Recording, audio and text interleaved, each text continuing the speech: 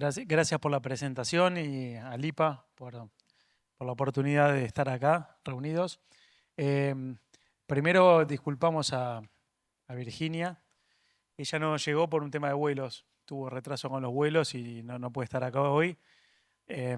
Así que vamos a dejar pendiente su parte de la charla, se incluirá en algún otro evento del IPA o en algún webinar. Vamos a ver con Gabriel cómo se puede arreglar ese tema. No era muy importante el aporte de ella porque ahora van a ver que tenemos tres patas fundamentales para encarar este tema, que resulta muy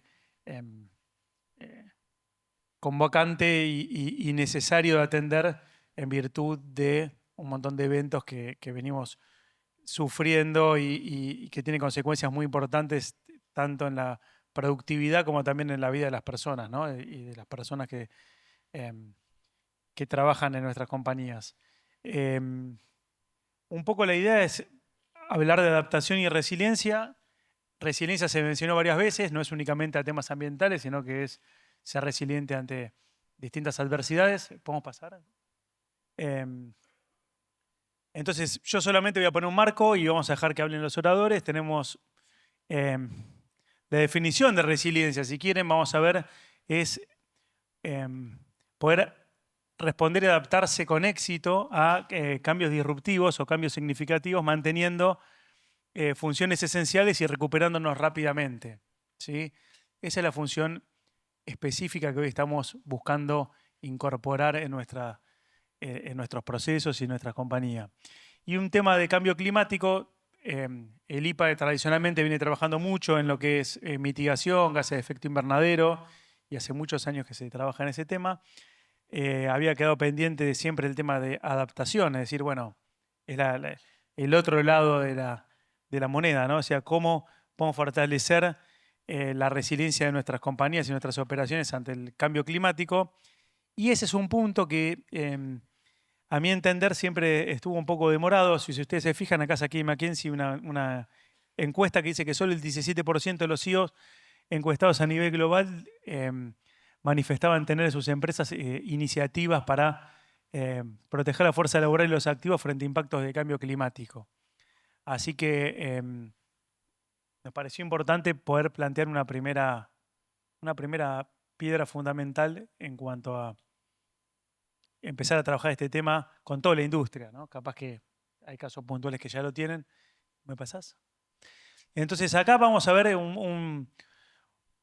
vamos a ver tres ejes de trabajo. Esto lo saqué también de McKinsey. Van a ver que hay una primera etapa de identificación y análisis. Obviamente vamos a tener lo que es desarrollar y ejecutar planes internos y, por supuesto, trabajar en conjunto con las otras empresas y la comunidad. Y acá armamos el panel justamente para que cada uno de los oradores se explayara un poco más en cada uno de estos ejes. Entonces, bueno, Marinés, que viene del mundo de la ciencia de la atmósfera y del clima, nos va a poder dar un overview muy claro de qué es lo que hay, qué es lo que se puede hacer.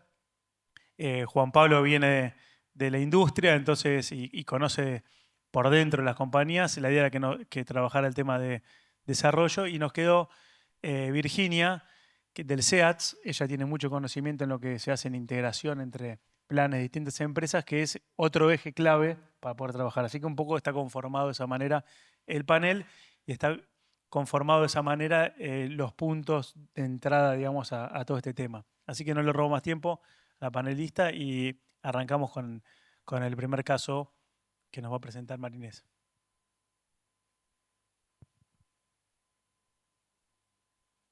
No sé si está la presentación. Bueno, muchas gracias. Gracias por invitarme a formar parte en este panel. No es esa mi presentación.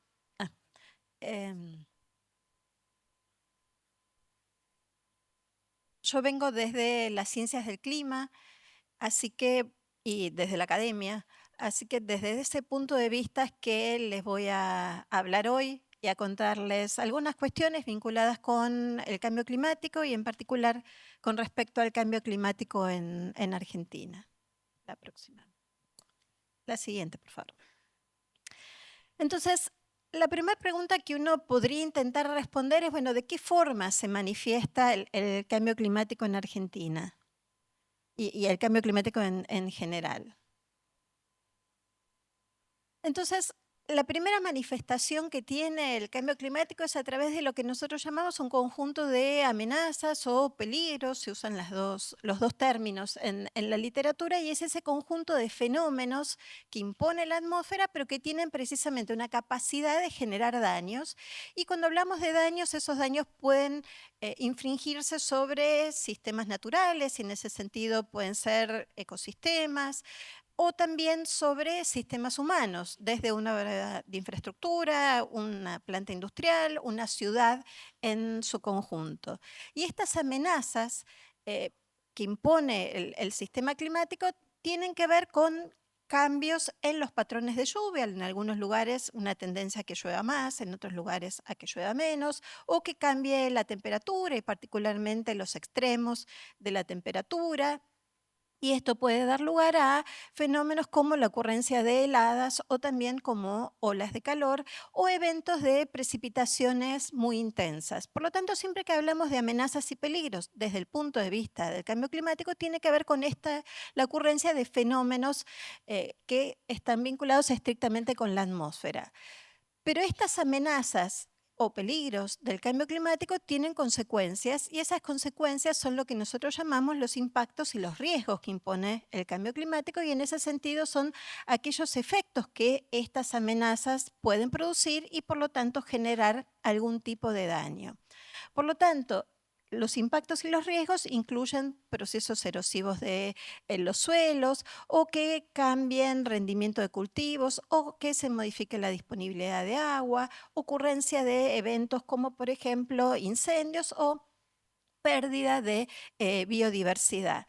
Pero una de las cuestiones, la anterior por favor, una de las cuestiones importantes en estos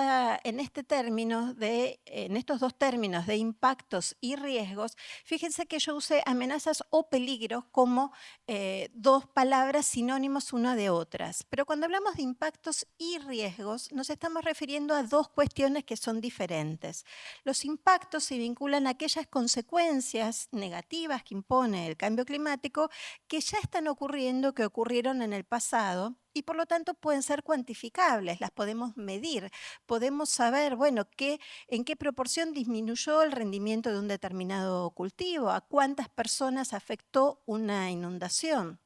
Mientras que los riesgos se refieren a algo que eventualmente puede ocurrir, algo que existe una probabilidad en todo caso de que eso suceda.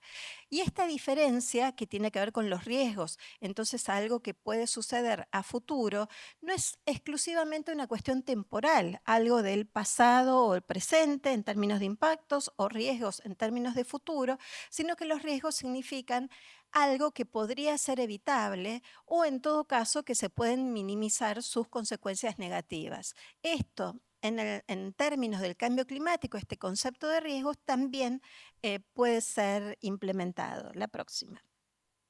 ¿Y qué ocurre con estos eventos extremos que impone el clima y que particularmente pueden modificarse en un contexto de cambio climático? Lo que sabemos es que puede alterarse, como dice ahí, la intensidad. Eso significa, por ejemplo, que se acumule en un evento extremo de precipitación cada vez mayor cantidad de agua, o que se modifique la extensión espacial que ocupa un fenómeno.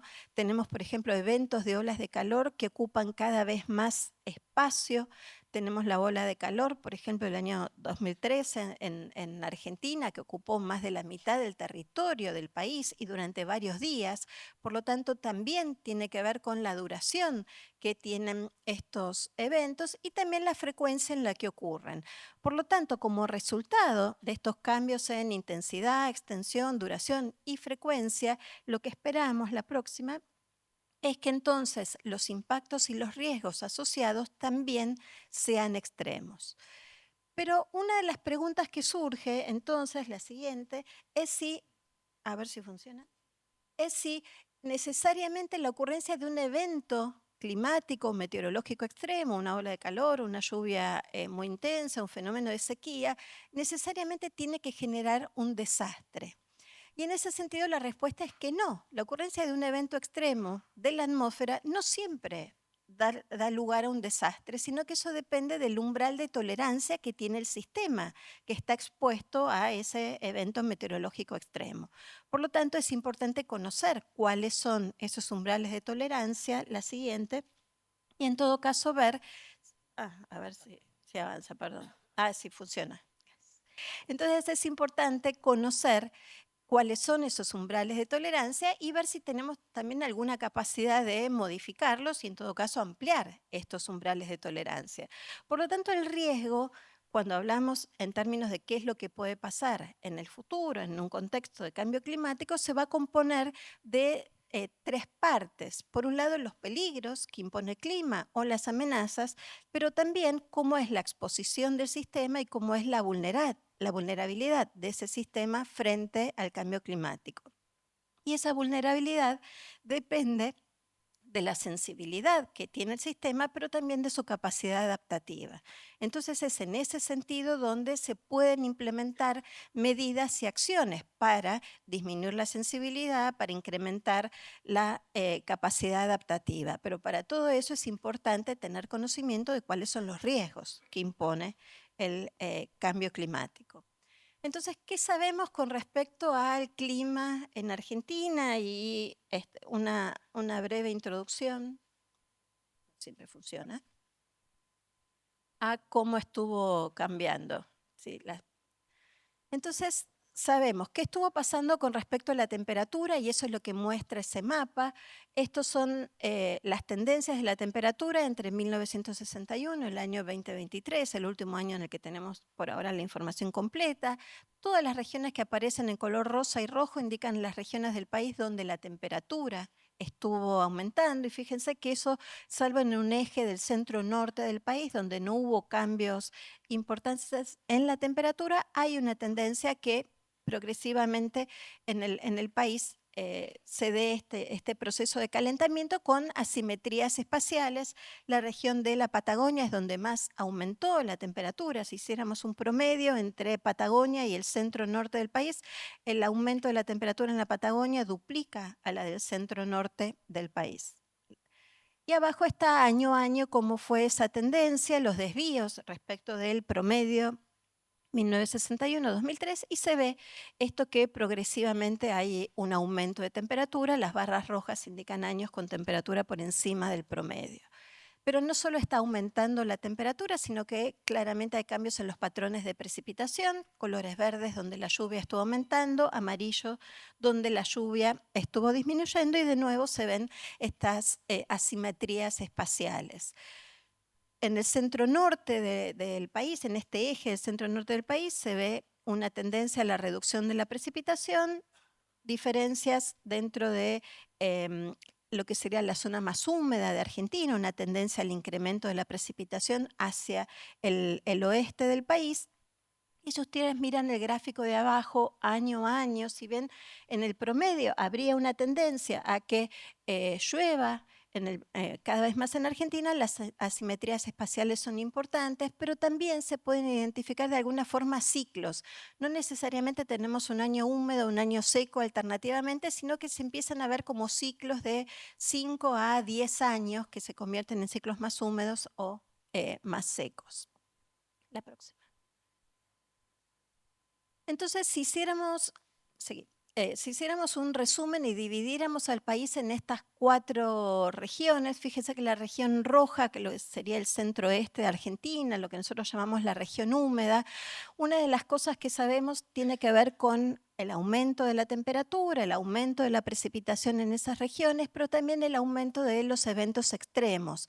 Y tiene que ver con que en esta zona hay un incremento en la variabilidad. Pasamos de extremos secos, periodos de sequía, extremos muy húmedos, inundaciones que incluyen también inundaciones fluviales por los grandes ríos Paraná y Uruguay en esa región. La siguiente.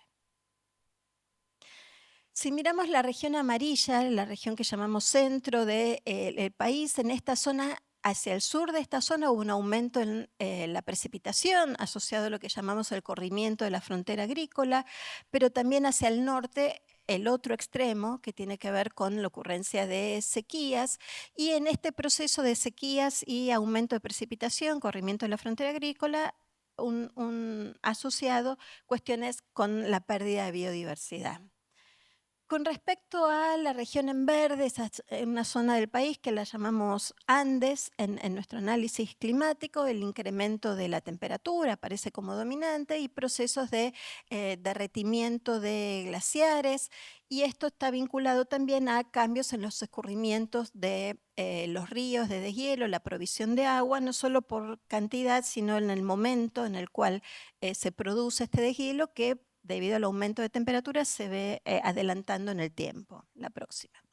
Y finalmente en la región de la Patagonia sigue también notándose el proceso de derretimiento de glaciares en la zona costera, los impactos vinculados con ascenso del nivel del mar, desertificación, particularmente en la zona de la estepa, y el aumento de la temperatura sumado al proceso de disminución de la lluvia observado tiene que ver con aumento de ocurrencias de incendios. La siguiente. Y si avanzamos entonces, esto es lo que estuvo pasando. ¿Qué es lo que podemos decir acerca de las perspectivas futuras del clima en Argentina y cómo hacemos para estimarlo? La próxima. Y para eso hacemos uso de herramientas, las herramientas que nos provee la física, la matemática, conocimiento del sistema científico a través del uso de modelos, de simulaciones del sistema climático. Y para evaluar cómo podían ser las perspectivas del clima futuro, a estos modelos los alimentamos de cuáles serían las acciones humanas que podrían intervenir en el sistema climático. Y esas acciones humanas aparecen a través del incremento en las concentraciones de los gases de efecto invernadero, dióxido de carbono, metano, etcétera. Cambios en las concentraciones de aerosoles, pequeñas partículas en la atmósfera que también interactúan con la energía del sol y tienen consecuencias en el clima. Y un tercer factor que está asociado a los cambios en la cobertura de suelos, ¿sí? en los usos de suelo. Toda esta información se incorpora en los modelos climáticos y generamos así posibles trayectorias de cómo podría evolucionar las emisiones de origen humano de gases de efecto invernadero como el dióxido de carbono, y todo convertido a dióxido de carbono equivalente. Usamos 5 trayectorias posibles, desde escenarios más pesimistas, es la curva que aparece por arriba de todo, hasta escenarios más optimistas que muestran una reducción sostenida en las emisiones. Lo que les voy a mostrar ahora tiene que ver con 3 posibles escenarios. La anterior. 3 posibles escenarios: el escenario más pesimista de emisiones muy altas, el escenario amarillo intermedio, que es de alguna forma la trayectoria en la cual nos estamos moviendo ahora, y un escenario más optimista de una fuerte reducción en emisiones. Las siguientes. Entonces, en este contexto, ¿cómo son las proyecciones del clima para Argentina? Estas son las proyecciones de cambios de temperatura si consideramos el escenario intermedio, esta trayectoria en la cual estamos ahora, para 3 horizontes temporales: el periodo en el cual estamos atravesando ahora, a mitad de siglo y hacia fin de siglo. Colores que van desde el amarillo hasta el violeta más intenso indican aumentos de temperatura para todo el país proyectado, pero con de nuevo asimetrías espaciales. Y fíjense que las proyecciones a futuro cambian un poco con respecto a las observaciones. Ya no es la región de la Patagonia donde se proyecta el mayor aumento de temperatura, sino que el máximo aumento se daría en la región del centro-norte del país y particularmente en el noroeste. Y los números que aparecen abajo tienen que ver con el promedio en el cual aumentaría la temperatura del país, y estos valores promedio están un poco por debajo del promedio global de la temperatura. En Argentina la temperatura continuaría aumentando, pero un poco menos que en el promedio del mundo. Y estos son los escenarios vinculados a los cambios en la precipitación: verde donde aumentaría la lluvia, marrones y amarillos donde la lluvia tendería a disminuir, de nuevo con estas regiones de asimetrías, lugares donde la lluvia aumentaría, y en algunos de estos lugares es donde ya la lluvia estuvo aumentando, y en marrón regiones donde la lluvia tendería a disminuir. Fíjense que en el extremo noroeste, que es donde más aumentaría la temperatura, también tendríamos una reducción en la lluvia, y abajo están los promedios, si hiciéramos el promedio a nivel país, qué pasaría con la precipitación. La próxima. Si consideramos estas tres trayectorias posibles, ya no solo el escenario intermedio, y comparamos con qué pasaría con el peor escenario de aumento de temperatura y con el escenario más optimista, fíjense que en todos los casos habría para Argentina una tendencia al aumento de temperatura, aún en el escenario más favorable de reducciones más sostenidas en las emisiones, pero por supuesto en menor magnitud que si siguiéramos la trayectoria más pesimista que llevaría a Argentina a un aumento de temperatura cercano a los 4 grados centígrados hacia fin de este siglo. Mientras que la precipitación tendríamos, cuando vemos el promedio a nivel país, una fuerte variabilidad, con lo cual no sería tan claro decir la lluvia en Argentina va a aumentar o va a disminuir, porque las asimetrías espaciales, regiones de aumento, regiones de disminución, seguirían dominando. Entonces podemos empezar a desagregar un poco la información a nivel regional y ver qué pasaría si nos enfocamos en extremos de temperatura o extremos de precipitación, precisamente pensando en los impactos que tendría la ocurrencia de estos extremos, en el valor de la temperatura más alta, máxima más alta del año, o cuánto podría cambiar la duración de olas de calor, o cuánto podría modificarse la lluvia que se acumula en periodos de 5 días. Por lo tanto, ahí aparece un resumen para dos regiones, para la región del centro-oeste del país, para la región centro. En todos los casos aparece un marcado incremento en la ocurrencia de estos eventos extremos que sin duda tienen impactos significativos en la sociedad, como decía antes, en sistemas humanos, pero también en sistemas naturales. No voy a entrar en el detalle porque me voy a exceder en... ¿Cómo? Bueno. Pero bueno, aparecen estos contrastes que les decía según las regiones, donde uno puede empezar a desagregar la información. Si vamos a las otras dos regiones, fíjense que tenemos la región que llamábamos Andes, de nuevo, la ocurrencia de extremos se incrementaría en cualquiera de estos tres indicadores que usamos para extremos de temperatura y también para extremos de precipitación, aun cuando en promedio la precipitación anual puede tender a disminuir, los episodios en los cuales puede llover en forma intensa igual aumentarían, ¿sí? No se contradice un fenómeno con el otro, y lo mismo sucedería en la región de la Patagonia, aunque los extremos de temperatura tendrían una menor magnitud en su incremento, pero también los episodios de lluvia muy intensa aumentarían en su magnitud. La próxima.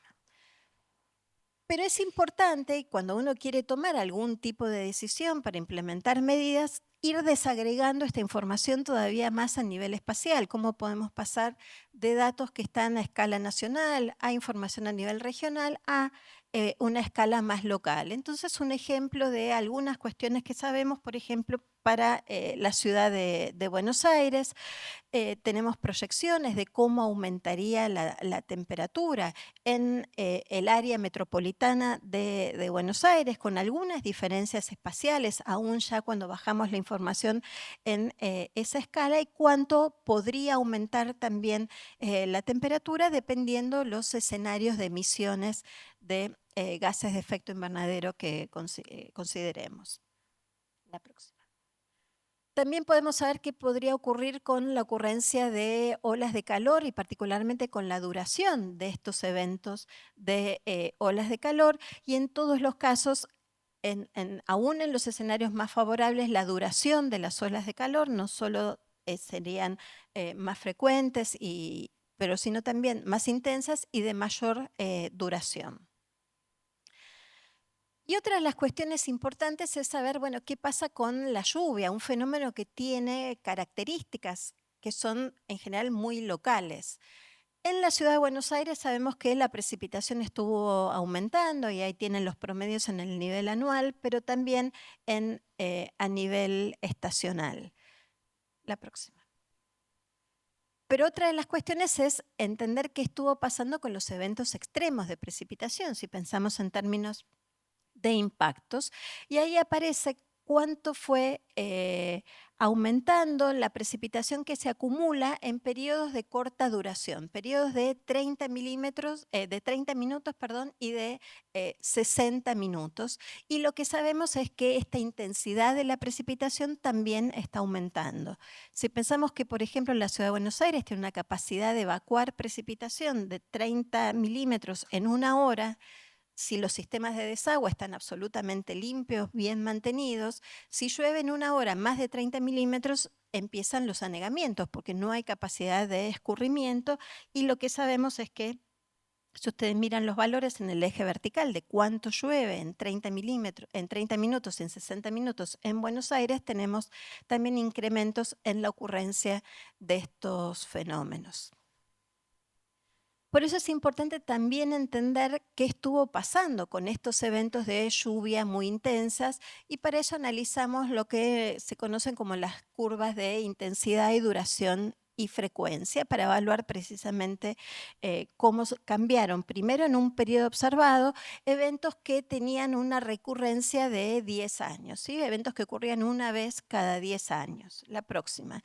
Y si miramos en eventos de 5 minutos de duración, fíjense que para la Ciudad de Buenos Aires, si consideramos el primer periodo y el último periodo analizado, aumentó un 20%. Eso quiere decir que en la Ciudad de Buenos Aires, en 5 minutos, en el último periodo del cual tenemos información, llueve 20% más de lo que llovía hace algunos años.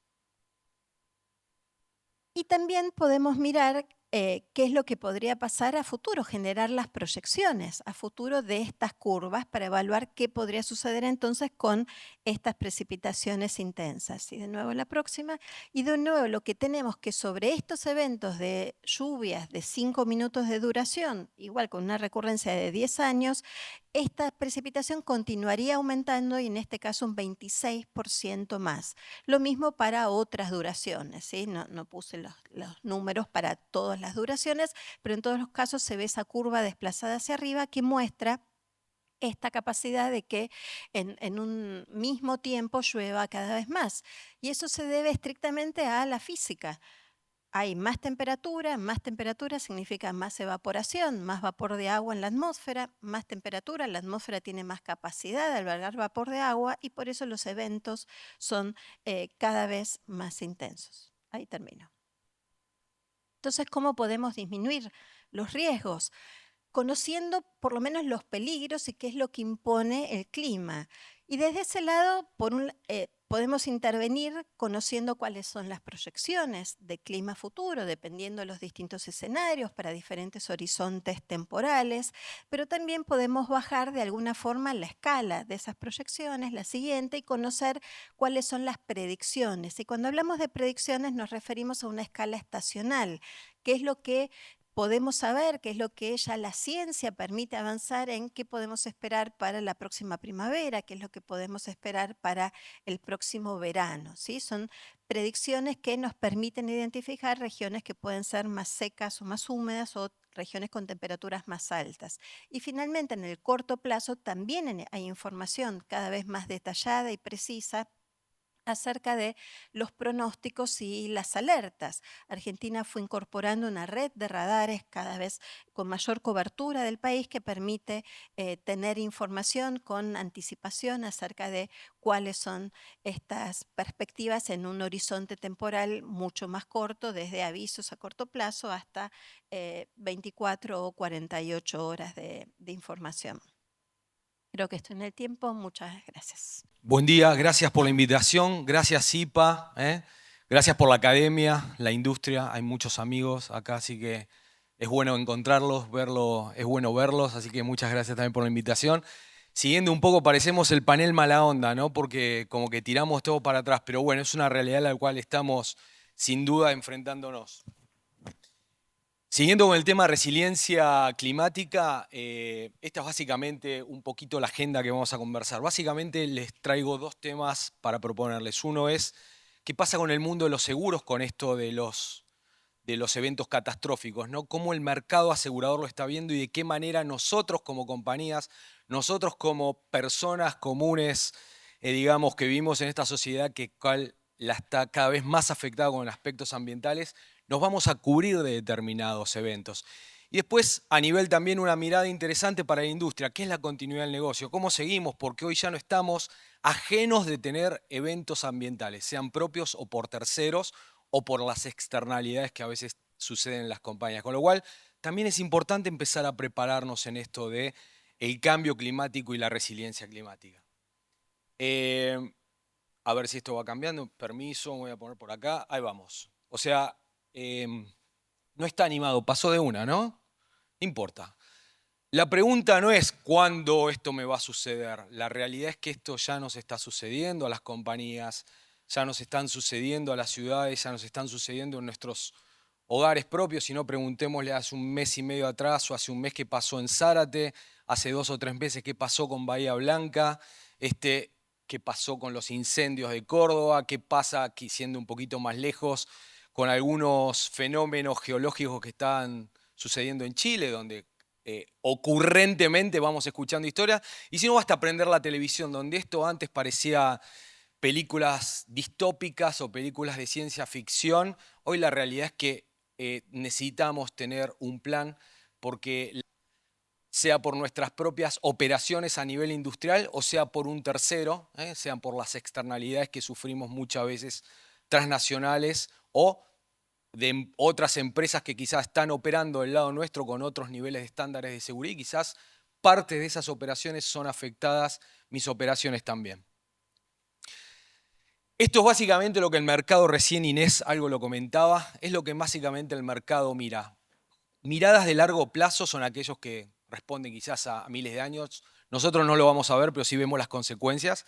Cuestiones que tienen que ver con el movimiento de las placas continentales, quizás con el movimiento orbital que va teniendo la Tierra, ¿no? Con diferentes ejes, no es solamente la rotación y la traslación, sino que también la Tierra va experimentando otra suerte de ciclos normales que responden a su geometría. También parte de esto es todo lo que es la distribución de la radiación solar. Bueno, todo esto afecta obviamente los climas, nuestro clima de manera natural, de manera, digamos, programada de alguna manera. Luego tenemos el mediano plazo. El mediano plazo tenemos aquellos que son ciclos naturales y ciclos antrópicos. Recién Inés abordaba aparte esto. Los ciclos naturales son lo que vamos experimentando, son quizás tiempos mucho más acotados que sí los podemos llegar a ver nosotros, que sí el mercado asegurador los tiene sumamente estandarizados desde hace 10 años a la fecha. Y obviamente todo lo que es ciclo antrópico debido a la quema de fósiles de la primera revolución industrial y con el aumento, digamos, continuo del dióxido de carbono. Hoy, en la cuarta revolución industrial, como dicen, también seguimos emitiendo dióxido de carbono, más allá de que tengamos nuevas energías alternativas, pero la realidad es que esas energías alternativas se están suplementando a lo que ya nosotros conocemos como energía fósil, con lo cual la oferta que tenemos de consumo de energía es cada vez más grande, pero no estamos bajando, esa es la realidad, nuestros niveles de consumo y de emisión de dióxido de carbono. Obviamente, no solamente también por lo que hacemos o dejamos de hacer a nivel antrópico, sino también porque el planeta es el mismo, pero nosotros seguimos creciendo, nosotros seguimos expandiéndonos, nosotros seguimos impactando ecosistemas. Piensen que es somos el único mamífero que tiene la capacidad de transformar el entorno y adaptarlo a que nosotros queremos. Si no, basta irse a Dubái como para tener pistas de hielo en el medio del desierto o tener en Israel, por ejemplo, un montón de lugares con mucho desarrollo en el medio del desierto también, de zonas fértiles. Con lo cual, tenemos una gran capacidad que muchas veces las usamos a nuestro favor, claro está, pero sin medir las consecuencias del impacto que tenemos sobre el resto de los ecosistemas. Y el corto plazo, como pusimos acá, esto tiene que ver, recién también lo mencionamos, el aumento de las temperaturas, el aumento de la lluvia, con estos, uno escucha el fenómeno del niño, el fenómeno de la niña, ¿qué es esto? ¿No? Entonces, de alguna manera todo esto también están incrementando los patrones climáticos. Tenemos cada vez más agua en la atmósfera, con lo cual las lluvias, recién era como un círculo que Inés nos venía contando hasta que se produzca esta cuestión positiva mal llamada, pero que el sistema constantemente se está autogenerando y de alguna manera va aumentando ese ciclo del agua, con lo cual vamos a tener cada vez más lluvias, más temperaturas, más lluvias, más temperaturas, en algo no virtuoso. Así que básicamente el mercado asegurador toma estos 3 parámetros, hoy está muy definido, en esta última década hay mucha información disponible, toda la información que rápidamente les voy a mostrar está en el Swiss Re, esto es tu información que está todo en la web. El Swiss Re es el reasegurador, que es esa empresa grande que asegura a las empresas aseguradoras que después nos terminan pagando a nosotros las coberturas. Miren, estos son todos eventos desde el año 70 hasta el 2021. Son todos eventos ambientales. Como pueden ver, las gráficas van creciendo. Recién, por eso digo que parecemos el panel mala onda, porque lo único que mostramos son tendencias negativas en cuanto al crecimiento de lo que nos está pasando a nivel ambiental. Pero un dato de color, las barras que ustedes pueden ver, las verdes son aquellas empresas que tuvieron daños, todo ambiental, solamente que han sido aseguradas. Las celestes son todas empresas o personas que han perdido sus cosas por no tenerlo asegurado. Hace un mes atrás tuve una charla similar, pero en el mundo del seguro, y lo que comentábamos con los colegas, con lo que sucedió en Bahía Blanca debería habernos dado vergüenza a las personas que componen el mercado asegurador, porque la mayoría de la gente no está asegurada. La mayoría de la gente ha perdido casi todo en Bahía Blanca. Con lo cual, imagínense si estos son solamente eventos catastróficos y las líneas celestes demuestran cuáles son las pérdidas, imagínense todo esto, el daño que tiene a los ecosistemas, a los bienes, a las infraestructuras. Otra gráfica simple. Lluvia en estos últimos 3 años, de solamente eventos también catastróficos, de lo que pasa en Europa con inundaciones, con incendios forestales. Si ustedes imagínense, yo le saco el título Europa, tranquilamente podría ser cualquiera de nuestras provincias, ¿verdad? Entonces esto demuestra que esto es una escala y un impacto global, no es solamente local ni regional. Estas consecuencias las estamos teniendo a nivel global de distintas maneras. Y obviamente la última gráfica, la de tortas, ahí muestra que cada vez estamos teniendo más tormentas convectivas, severas, con vientos cada vez más fuertes, ciclones tropicales, inundaciones. Bueno, todo esto va increciendo. Si bien sabemos que a nivel ambiental estos temas se suceden de forma natural, el problema es la tasa, digamos, de evolución que está aconteciendo. O sea, cada vez son eventos mucho más repetidos, mucho más con una frecuencia mucho más alta, y obviamente la severidad termina impactando no solamente en nuestros bolsillos, por así decirlo, sino también en procesos productivos, en ecosistemas, en nuestra propia vida y a futuro. Última lámina del mercado asegurador, nosotros tenemos junto con Asia la brecha más grande de empresas que no están aseguradas. Significa que estamos bastante infraasegurados. ¿Qué significa? Miren, justo dio la casualidad que donde dice 100 fueron 100 pérdidas económicas en la última década. Son todos, recuerden, siguen siendo en temas ambientales, no estamos hablando los riesgos tradicionales de seguridad de proceso, que alguien hizo mal un bloqueo, que alguien no hizo lo que tenía que hacer y voló un reactor. No, estamos hablando netamente de aspectos ambientales. 100 eventos ambientales con pérdidas económicas totales, de las cuales solamente 19 estaban cubiertas. El resto, el 81% o 81 eventos, no estaban cubiertos. Esto es pérdida, esto es continuidad de negocio para nuestra compañía. Esto es quizás, para el bahiense fue perder un auto. Bueno, ¿cómo nos recuperamos de eso, no? Para las industrias lo mismo. Es importante, quizás para cerrar este aspecto de mercado de seguros, hay mucho más, quiero ser breve con el tiempo, pero es importante analizar nuestras coberturas de seguro, es importante analizar cómo venimos al respecto de coberturas, no solamente a nivel de procesos, sino también a nivel de directivos.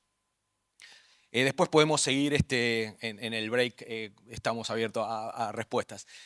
Traje 3 guías simplemente, hay mucho más. Entramos en la parte ahora de continuidad del negocio. ¿Por qué es importante esto? Y bueno, porque es importante cómo voy a volver rápidamente, después de un evento ambiental, a cómo volver otra vez a producir, a cómo generar trabajo, cómo de alguna manera garantizar que esa gente que está trabajando para mi compañía realmente esté disponible, ¿no? 3 guías rápidas. Me parece que la muy interesante, la NFPA 1660 del 24 del año pasado, que incorpora un aspecto muy importante, que es aquellos impactos que nosotros podemos provocar en comunidades donde estamos operando. Sea un polo petroquímico, puede ser una comunidad de pueblo originario, puede ser en un contexto de otras empresas dentro de un parque industrial, o simplemente las comunidades van creciendo, las ciudades van creciendo y cada vez esas empresas que estaban alejadas hoy, a la vuelta de la esquina tenemos una casa, con lo cual es importante quizás revisarlas, están todas en español. 6 puntos importantes. 16 de junio, creo que el 2019 hubo un apagón, ¿recuerdan? Justo para el Día del Padre. Fue catastrófico, porque hasta Uruguay se quedó sin energía.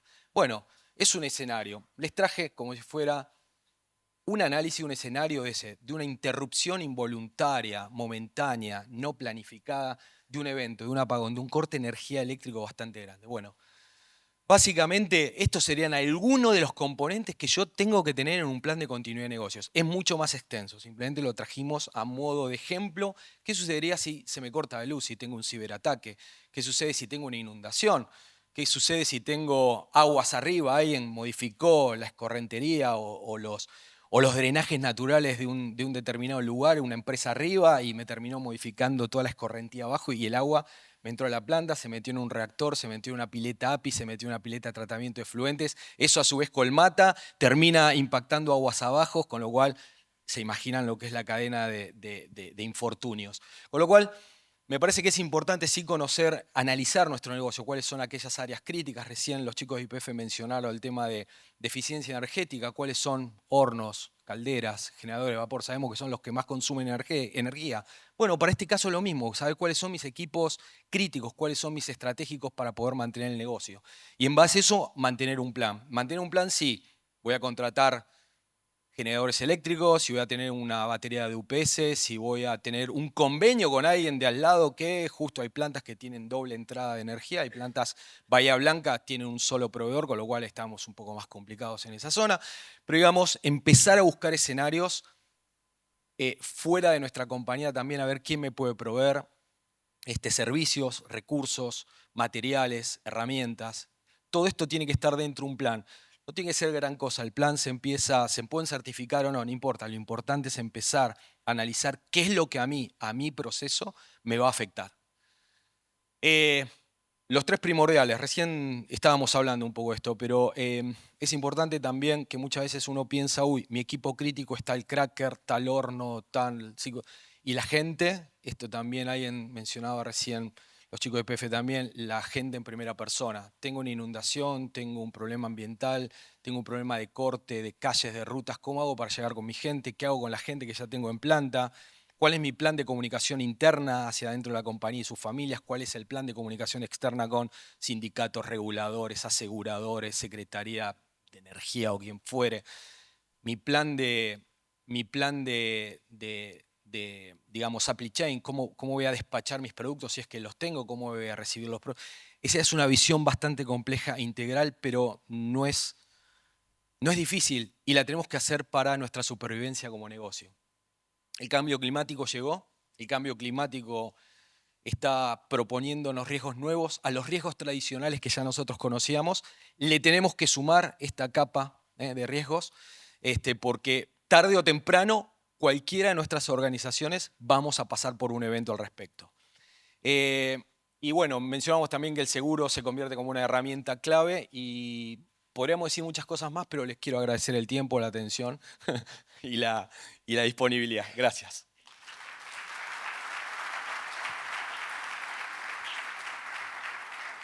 ¿Hay tiempo para una pregunta? Bueno, yo tengo una pregunta para juntar un poco las dos presentaciones. Me surge una idea. Respecto a cuando hacíamos los estudios de impacto ambiental hace años y la necesidad de revisión de ese tipo de sistemas que ya están instalados, y esa es la pregunta número 1, a ver qué recomendación hay respecto a eso. Después la segunda, para preguntarte a vos, es la gente que está a cargo de operaciones, ¿cómo hace para rápidamente identificar qué es lo que no ve o qué es lo que no sabe y poder tomar acciones concretas?